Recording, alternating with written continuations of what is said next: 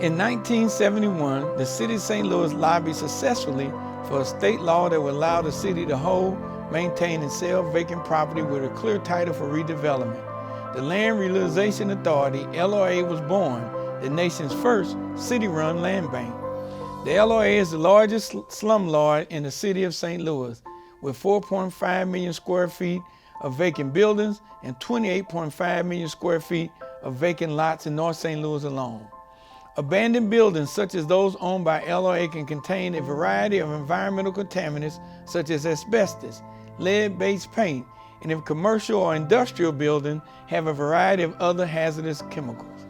In 2016, a KBIA analysis of lead levels in St. Louis from the Missouri Department of Health and Senior Services found that over the past 10 years, 90% of the testing for blood lead levels occurred on the south side of the city, where blood lead levels in children were generally lower than they are on the north side.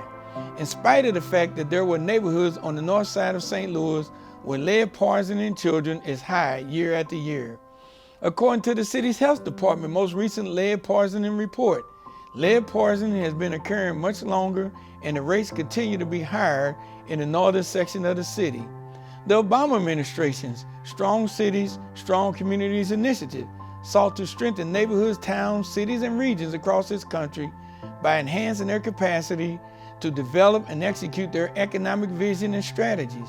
In 2017, via this initiative, the Environmental Protection Agency, the EPA, released an independent third-party assessment of LRA and ascertained, given the magnitude of this challenge, it is clear that LRA needs many tools and processes to return properties to active uses that generate tax revenue, further neighborhood revitalization, and improve the quality of life for St. Louis residents. The city issued over 8,000 demolition permits in North St. Louis from 2000 to 2020. Demolition dust, toxic lead, can spread for blocks. Lead dust travels in excess of 190 yards during dry demolition and 112 yards during wet demolition. A 2002 study conducted by the Center for Disease Control and Prevention, the CDC, found a link between the proximity of demolition sites and lead poisoning in children.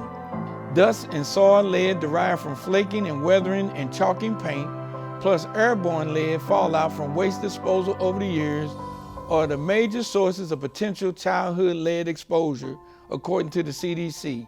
It would take a substantial amount of unencumbered resources to abate these conditions in North St. Louis City. Resources that potentially can be derived from a public-private partnership from the leasing and managing St. Louis's Lambert International Airport, thus ensuring that all potential efforts with respect to transforming our airport, especially those that generate resources for North St. Louis City, receive a fair and impartial airing and consideration by the citizens of St. Louis City, because a vibrant North St. Louis City offers the greatest benefits for our city and region.